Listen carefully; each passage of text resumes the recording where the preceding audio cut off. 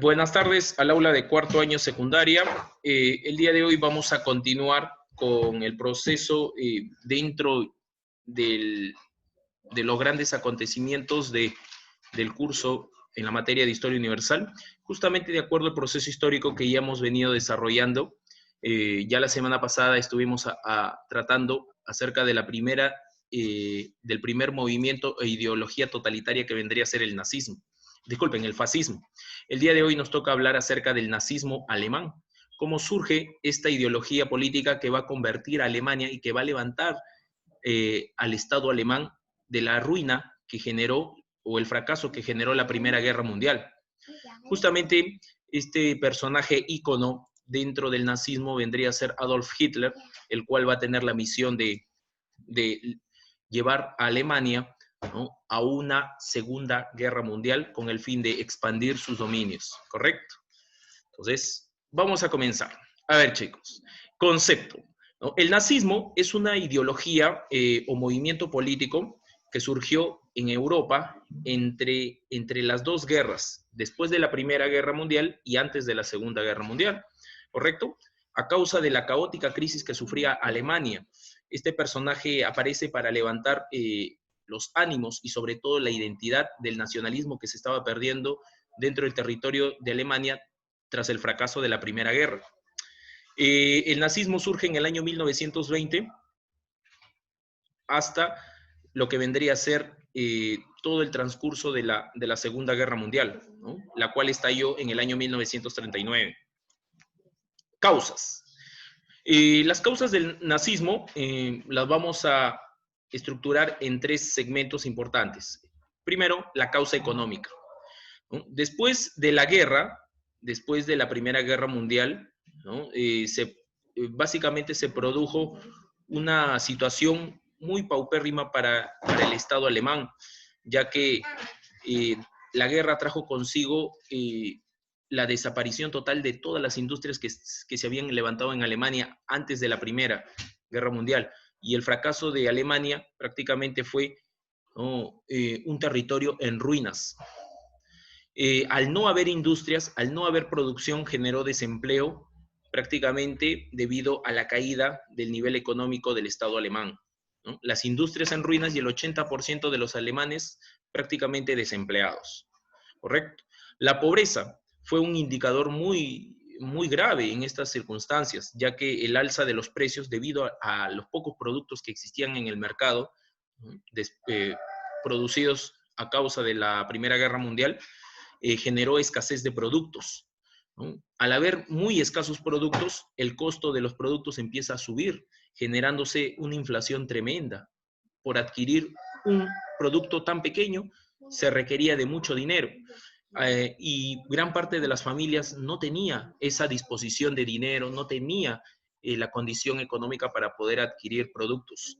Eh, es decir, el poco poder adquisitivo de las familias generó lo que vendría a ser la desnutrición y las enfermedades. Y que en muchos de los casos habían niños que morían a causa de la falta de la alimentación, que era un recurso fundamental. Entonces, Alemania pasaba momentos oscuros después del fracaso de la Primera Guerra Mundial. Y más aún cuando estalla la caída de la economía de Estados Unidos. Recuerda muy bien, Estados Unidos pasó por un momento muy crítico de su economía y eso también se vio alterado en todos los países del mundo. Y Alemania también no fue ajeno a ello. También sufrió el duro golpe de la economía mundial. No solamente tenía que enfrentar a la situación de lo que trajo la Primera Guerra Mundial, las consecuencias, la ruina, el caos que vivía, sino también esta gran crisis mundial que se produjo en el año 1929. ¿Correcto? En el ámbito político, ¿qué es lo que generó el surgimiento de esta ideología llamada el nazismo? Fue justamente el fracaso de la Primera Guerra Mundial. Y como tú bien sabes, ¿no?, la firma del Tratado de Versalles en el año 1919 se cerró este primer episodio trágico de la historia mundial, de la edad contemporánea. Prácticamente a Alemania se le arrebataron todas sus colonias, fue descolonizada. También se le arrebataron todos sus recursos de armas, fue desmilitarizado. También tuvo que pagar una indemnización económica a todos los países que habían sufrido a causa de los ataques alemanes en la Primera Guerra Mundial. Entonces, Alemania quedó enteramente atada de brazos y de pies, ¿no? Humillada ante las condiciones del otro grupo que ganó la Primera Guerra Mundial, llamado los aliados.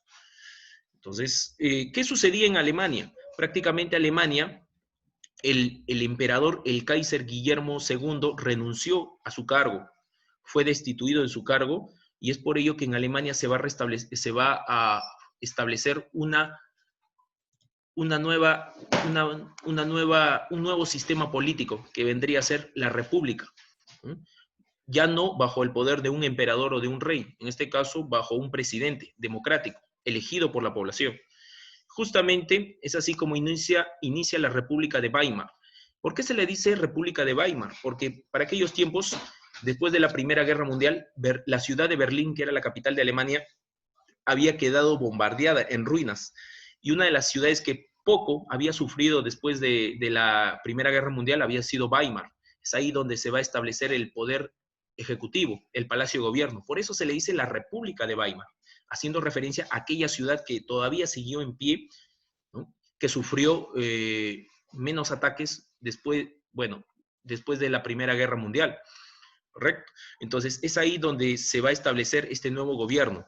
El fracaso del Kaiser trajo su destitución, se retira del gobierno ante la situación que vivía Alemania, una situación caótica, en ruinas, en caos, ante la necesidad de la población, se establece este nuevo sistema con el fin de levantar a Alemania del caos que se está viviendo.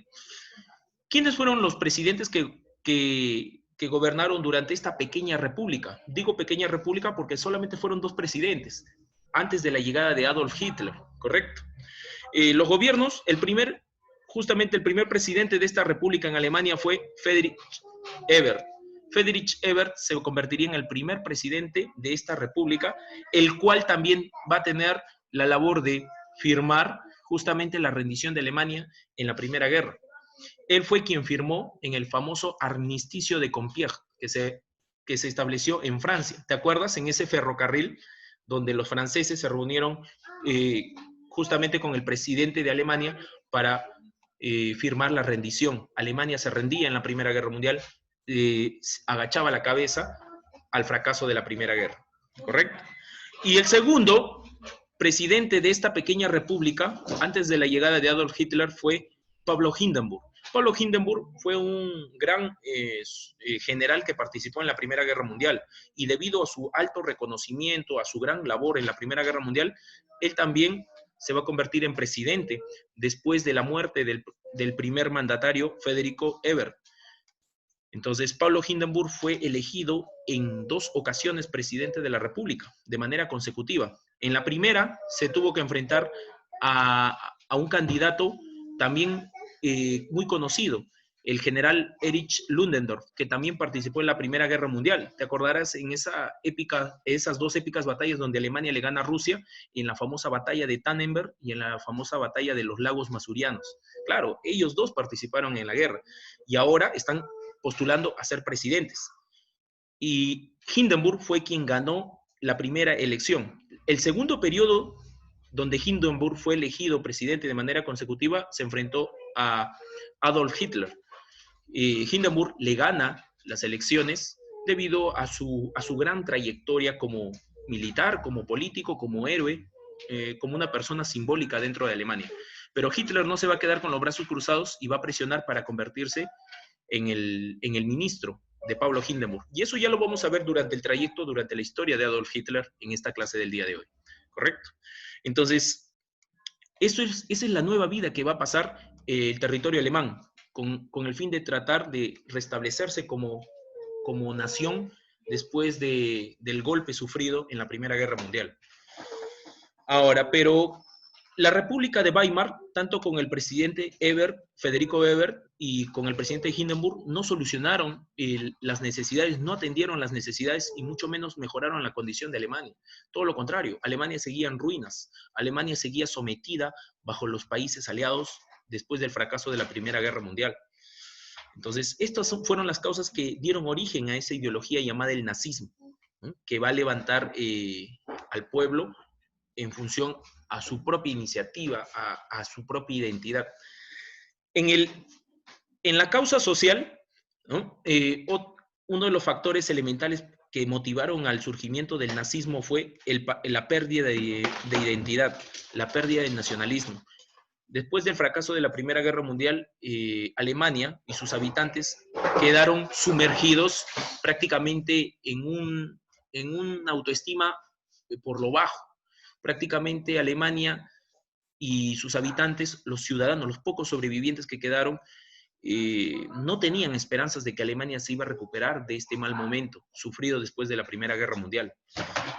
Su vida era muy miserable debido a las paupérrimas condiciones que sobrevivían estas personas. No tenían dinero, muchos de sus familiares habían fallecido, no tenían un lugar donde vivir, un techo donde vivir, y en el peor de los casos, morían a causa de desnutrición, ¿no? La desesperación era descomunal.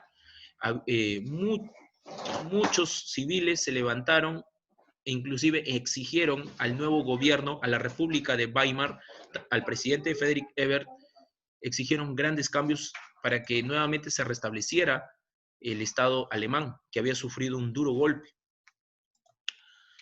Características. Entonces, ya conociendo básicamente los factores, las causas, el detonante del surgimiento del nazismo, vamos a conocer cuáles son los rasgos peculiares de esta ideología llamada, ¿no?, la ideología nazi. Su principal proyección de la ideología nazi, una vez que tomó el poder con Adolf Hitler, fue expandir a Alemania, convertirla y nuevamente restablecerla como lo que en su momento fue el imperio alemán antes de la Primera Guerra Mundial, y mejor, ¿no? Y mucho mejor en cuanto a su estructura. Entonces, la primera característica de este pensamiento llamado el nazismo es una ideología pangermanista que busca restablecer el poder de Alemania, ¿correcto? Recuperando sus colonias, generando expansión por Europa, y no solamente por Europa, sino por todo el mundo, como vemos en la imagen, ¿no?, el cual fue logrado durante el trayecto de la Segunda Guerra Mundial, ya que Alemania nazi había ocupado prácticamente el 80% de todo el territorio europeo, ¿no?, como puedes observar ahí en el mapa de la mano derecha, ¿correcto? Adolf Hitler fue influenciado, esta ideología de expandir a Alemania y convertirla y nuevamente reestructurarla como un gran imperio, fue influenciado por el pensador alemán, geógrafo alemán Federico Ratzel, en su obra llamada El Lebensraum, que significa el espacio vital, ¿no? Este pensador, décadas atrás, ¿no?, antes que Hitler llegara a ser el nuevo dictador de Alemania, había reproducido esta obra en función a la condición que Alemania vivía, a tal punto de llevar a Alemania, ¿no?, bajo sus pensamientos, bajo su teoría, escrita en esta obra, a ser la primera potencia del mundo, sobrepasando a Francia y a Inglaterra antes de la Primera Guerra Mundial. Y Hitler era un apasionado, ¿no?, leyendo, citando obras de gran contenido geográfico y contenido histórico. Y justamente esta obra sirve como inspiración para sus grandes objetivos, aspiraciones a ser y a llevar a Alemania al gran imperio nazi, ¿correcto?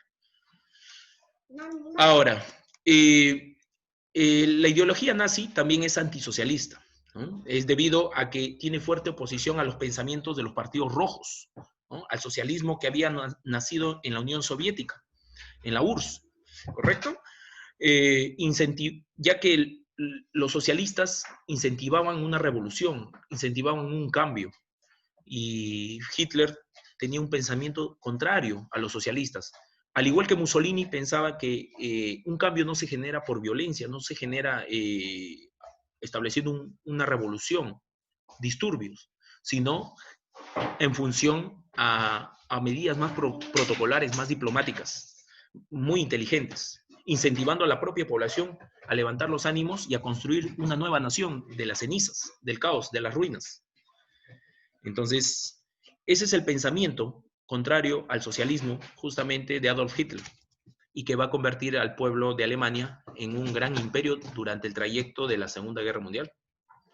Ahora, Otra característica de la ideología nazi vendría a ser el nacionalismo, el fuerte y gran pensamiento nacionalista que tenía justamente Adolf Hitler, ¿no? Buscaba restablecer y fortalecer la identidad que se había perdido después del fracaso de la Primera Guerra Mundial.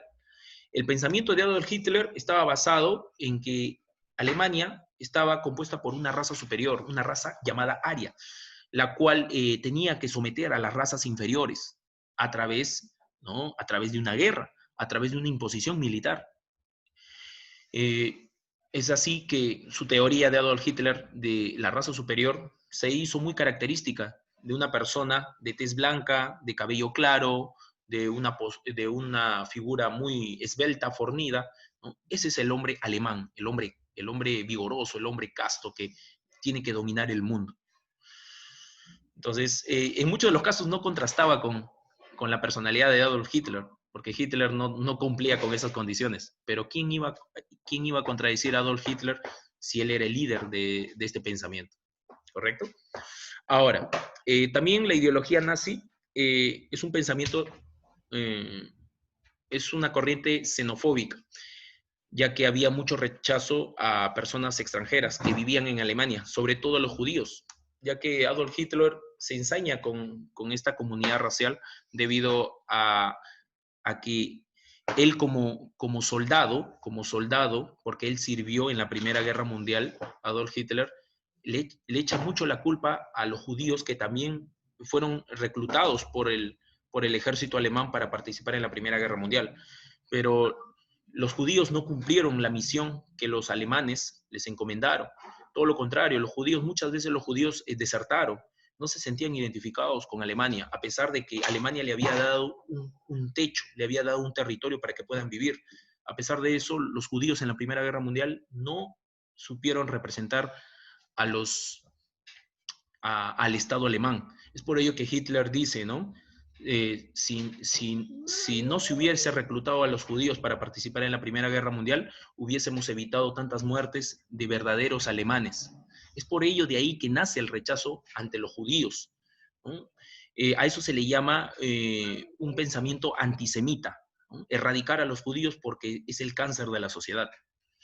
Entonces, es por ello que posteriormente, ya en el transcurso de la Segunda Guerra Mundial, vamos a hablar acerca de los famosos campos de concentración, donde fueron prácticamente capturados todos los judíos, sacados de sus viviendas, de sus negocios que residían en Alemania y fueron llevados a estos lugares donde eran utilizados como conejillos de India para muchos experimentos nazis. Ahora, no solamente había rechazo a los judíos, sino también habían rechazos a los gitanos y también a los homosexuales.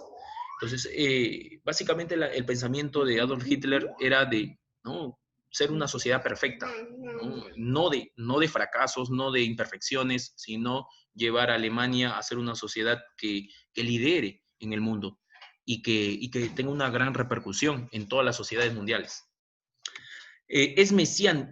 Practica una ideología mesiánica. ¿Qué quiere decir? Que Adolf Hitler es el líder que los va a llevar justamente a restablecer todas las estructuras de Alemania después del fracaso de la Primera Guerra Mundial, llevarlos a la gloria. ¿Eso qué significa? Que Alemania se iba a convertir nuevamente en la primera potencia mundial, sometiendo al mundo bajo su poder, bajo su política, bajo su economía, bajo su sistema social. Justamente el líder, el Führer, el cual fue el rasgo característico que lo identificaba, ¿no? Él era llamado el Führer, o si no llamado el Wolf, que era el lobo, ¿no? A él le gustaba llamarse así, ¿no?, debido a la astucia, al rasgo característico de este animal, ¿no? Ahora sí, pasamos al proceso del nazismo. Ahí dice fascismo, las disculpas del caso, ¿ya? Voy a corregirlo y le voy a enviar a su... ¿no? Le voy a enviar ya a la clase ese pequeño error, disculpen. El proceso del nazismo, ¿no? ¿Cómo nace el nazismo? Justamente con este personaje llamado Adolf Hitler, el cual nació en el año 1889 en una ciudad entre la frontera de Austria y Alemania. Claro, esta ciudad se llama Braunau. La ciudad en sí pertenecía a Austria, ¿no? Entonces, estamos hablando de que Adolf Hitler no fue alemán. Claro, él no fue alemán. Él no era alemán. Él se nacionalizó alemán ya cuando estuvo durante el trayecto, ¿no? Ya participando en la política en Alemania como líder del partido nazi. Recién ahí adquiere, a una edad ya madura, adquiere la nacionalidad alemana, ¿correcto? Él nace en Austria, él es austriaco de nacimiento. Fue hijo de dos primos, ¿no? De la relación de dos primos, de Alois Hitler, que era un agente de aduanas, era una persona que tenía un trabajo fijo, que pertenecía a la clase burguesa, a la clase media, acomodada, no vivió en la pobreza Adolf Hitler en sus primeros años, y Clara Pols Hitler, que era su prima directa entre primos, mantuvieron una relación y de esa relación justamente nace Adolf Hitler. Hay que recordar bien claro que el padre de Adolf Hitler tuvo dos esposas, ¿no? La primera murió, ¿no? Con la cual tuvo un hijo. ¿No? De esta segunda esposa justamente nacería Adolf Hitler, ¿correcto? Entonces, acá tenemos la imagen justamente del padre de Adolf Hitler, ¿no? Alois, y de la madre, Clara Pols, y acá tenemos al pequeño Adolf, ¿no? Ya en sus primeros meses, ¿no? De nacimiento. En el año 1909, ya cuando Adolf Hitler tenía cerca de 20 años, eh, viaja hacia la capital de Austria, ¿no? Que vendría a ser Viena, para poder postular e ingresar a la Escuela de Bellas Artes. ¿Qué sucedió con sus padres? ¿No? Su madre murió, ¿no? Cuando él tenía prácticamente una corta edad de 7 años. Fue el primer duro golpe a causa de un cáncer. Y su padre también moriría de la misma forma, ya cuando él tuviese una edad de adolescente, ¿no? Entonces, prácticamente ya no dejando nada en su ciudad natal, en Braunau, él se va a enrumbar a Viena, donde va a querer ingresar. Él tenía una herencia de por medio, ya que su padre durante varios años había trabajado como agente de aduanas y sí había recaudado un monto considerable como parte de la fortuna del pequeño Adolf Hitler. Entonces, con esos ingresos, con esa fortuna que tenía, viaja a Viena, que es la capital de Austria, y postula a la Escuela de Bellas Artes, la cual aspiraba a ser uno de los estudiantes de esta prestigiosa universidad, pero fracasó, no llegó a ingresar. Y el poco dinero que le quedaba generó que ya no tuviese un hospedaje cómodo, fijo, estable en Viena, lo cual lo llevó a ser una persona indigente, es decir, vivir en las calles y sobreviviendo vendiendo sus pinturas, ¿no? sus obras de arte. Él se creía un artista muy preparado, muy dotado, pero el fracaso de no haber ingresado a la universidad porque no cumplía ciertos requisitos, como que poco a poco le hizo cambiar de parecer. Ahora, hasta que estalla la Primera Guerra Mundial en el año 1914. En la Primera Guerra Mundial, como ustedes bien recuerdan, Alemania y Austria formaban el mismo grupo. Entonces, Austria estaba reclutando jóvenes para poder participar en la guerra. Es por ello que Adolf Hitler, se entrevista para poder ser reclutado y es rechazado enteramente por su condición física, ¿no? Por su contextura. Ahora, después de ese nuevo fracaso en su vida, ¿no? Viaja hacia Alemania con con el apoyo financiero también de su familiar, que era su tía directa. Entonces viaja a Alemania y es ahí donde también va a entrevistarse para ser reclutado ya por el ejército alemán. Y Alemania lo convoca para poder participar como soldado de infantería. Acá tenemos una imagen justamente de Adolf Hitler, que se encuentra hacia la mano izquierda, ¿no? Ahí está, donde está la flechita del mouse. Fíjense, la apariencia de Adolf Hitler, ¿no? Como soldado o cabo, ¿no? Que participaba en esta primera guerra, ¿no? Épica, que sucedió a partir del año 1914 hasta el año 1919. ¿Correcto? Entonces, él se convirtió en soldado de infantería, sirviendo al ejército alemán como emisario. ¿Qué es emisario? Es mensajero que iba de un punto de ataque de los alemanes hacia otro punto, enviando los mensajes de los superiores, de los generales, qué movimientos se debían hacer en plena batalla. Fue una labor muy arriesgada y que él la cumplió a carta cabal, ¿no? Fue una persona muy ortodoxa, es decir, cumplía las indicaciones al pie de la letra.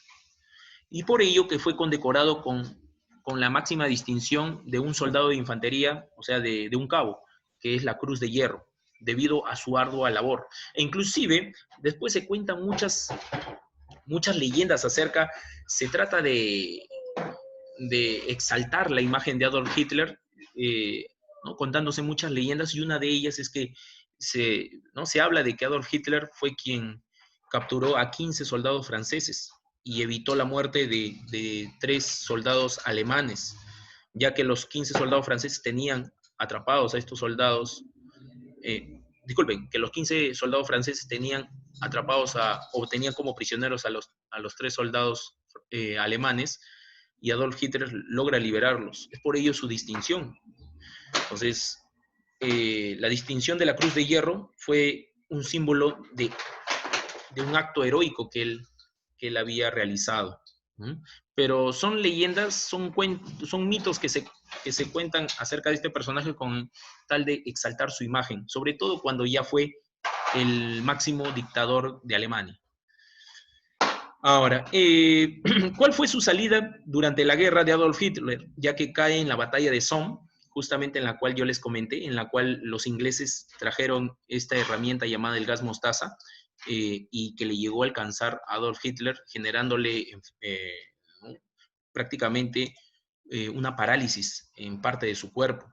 Eso generó la salida de Adolf Hitler y fue llevado a Berlín, a Alemania, para poder recuperarse. Una vez que se recuperó, ya prácticamente la guerra había acabado y Alemania había sido derrotada.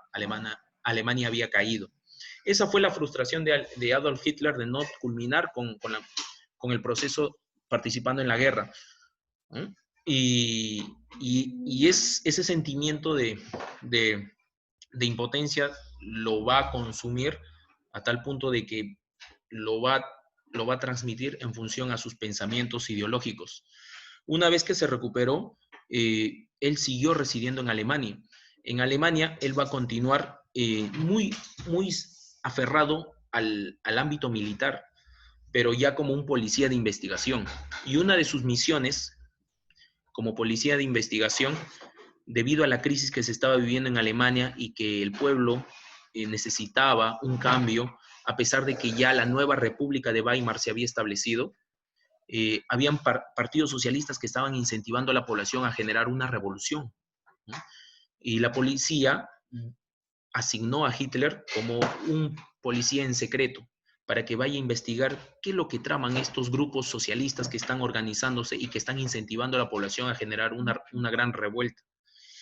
Es por ello que Adolf Hitler se va a enrolar en esta misión con el fin de observar qué es lo que sucedía en estos partidos, sobre todo en uno en el cual le llamó mucho la atención, el cual fue indagar sobre el Partido Obrero Alemán, que estaba liderado por un intrépido político, ¿no?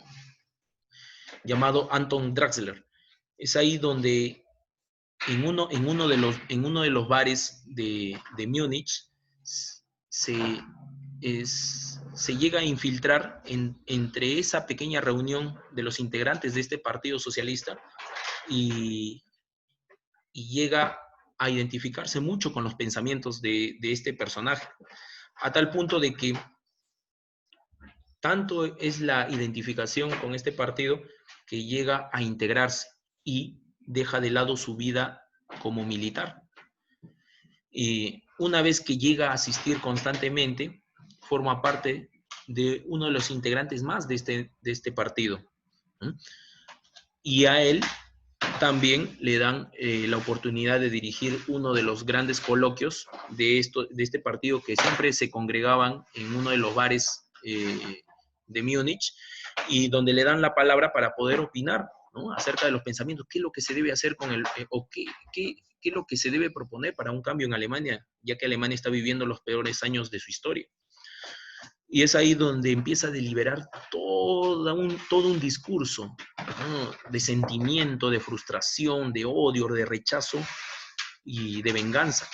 Adolf Hitler es ahí donde todos los oyentes se dan cuenta de la capacidad de orador que es este personaje, y él mismo también se da cuenta de los dotes que tenía en el ámbito de la política.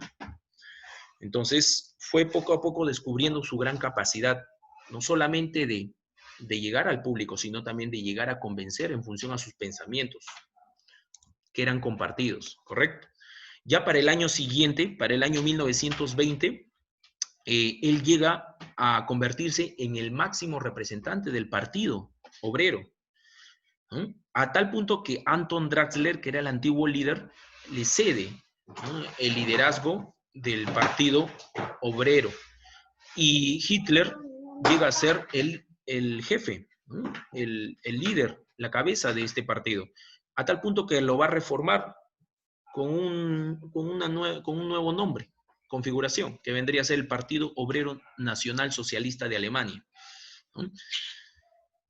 El objetivo de este partido va a ser una ideología totalitaria, es decir, que este pensamiento de este partido va a irradiar por toda la población con el fin de restablecer nuevamente y levantar al pueblo de los cimientos que estaba viviendo en aquellos tiempos. Adolf Hitler, dentro de su grupo político, va a tener dos grupos de apoyo, que va a ser la SA, que es el servicio de asalto, quien se enfrentaba a los comunistas, quienes atacaban a los comunistas para detener el avance del socialismo, porque estaba incentivando una revolución. Y la SS, que es el servicio de seguridad, que eran los más cercanos a Adolf Hitler. Acá tenemos una imagen, justamente, aquel personaje que está vestido completamente de negro, donde está el flechita del mouse. Ellos eran los representantes de la SS, del servicio de seguridad más cercano a Adolf Hitler, quienes protegían la integridad del Führer. Y la SA eran los que hacían ¿no?, los movimientos sucios de Adolf Hitler. Eran aquellos que cumplían las órdenes de Adolf Hitler, ¿para qué? Para enfrentarse a los opositores, que eran los socialistas. Ellos reprimían, ellos castigaban a los socialistas, ¿no?, y sobre todo intimidaban mucho. A ellos se les conocía como las camisas pardas, ¿no? ¿Te acuerdas de las camisas negras de Benito Mussolini? Claro, ellos eran los camisas pardas, así se les conocía. Ellos instigaban, ellos coaccionaban a la población, inclusive hasta el punto de que en su momento los camisas pardas fueron los que coaccionaron a los civiles. ¿Para qué? Para que votaran a favor del Führer cuando éste postuló a la presidencia enfrentándose a Pablo Hindenburg. Sí, entonces esa era la estrategia de Adolf Hitler, ¿no? Con la ayuda de estos dos grupos supo introducirse en toda Alemania y divulgar su pensamiento ideológico, ¿correcto? Ahora, el resultado fue recibiendo muchos adeptos. Una vez que Adolf Hitler se convierte en el nuevo líder de este grupo político llamado el Partido Obrero Nacional Socialista de Alemania, fue reclutándose más y más adeptos, seguidores, ¿no? Sus enemigos políticos, que eran los socialistas, lo bautizaron a este grupo político como los nazis, ¿no? Porque el nombre del partido es muy largo, muy extenso: Partido Obrero Nacional Socialista de Alemania. Simplemente los socialistas le dijeron los nazis. De ahí justamente deriva el término. No te olvides. Entre los que se sumaron al partido político de Adolf Hitler fue uno de los generales históricos que participó en la Primera Guerra Mundial, que se llama Erich Ludendorff, ¿no? El que participó en la batalla de los lagos Masurianos y en la batalla de Tannenberg, en la Primera Guerra Mundial, donde los alemanes ganaron a Rusia. Claro, este histórico general se sumó al partido, ¿sí? Formó parte del partido, a tal punto que el general Ludendorff fue apoyado en la primera participación que tuvo en las elecciones. Fue apoyado por Hitler, ¿sí? Ahora, y no solamente fue este general histórico, sino también muchos burgueses, o sea, mucha gente de dinero también formaría parte de este partido, ¿no? Es por ello que va a tener va a tener financiamiento, va a reclutar a personas que tengan dinero, capacidad económica para que puedan financiar este partido, porque un partido no sobrevive simplemente de sentimiento, sino sobrevive por apoyo económico. Y claro, y el apoyo económico se obtiene de la gente que sí tiene recursos, a pesar de que Alemania en aquellos tiempos vivía épocas muy críticas. Es por ello que esta clase de dinero burguesa va a ser quien va a financiar todos los panfletos que se pegaban en diferentes calles de Alemania. ¿Para qué? Para que se sumen más seguidores al partido nazi. También eh, estos burgueses financiaban los trajes que utilizaban la SA, ese traje negro, y la SS, ¿no? Disculpen, la SA, las camisas pardas, y la SS, justamente aquellos que portaban esa indumentaria de color negro. Los trajes no eran baratos, eran muy caros. Entonces, a gente de dinero financiaba a Adolf Hitler, ¿correcto?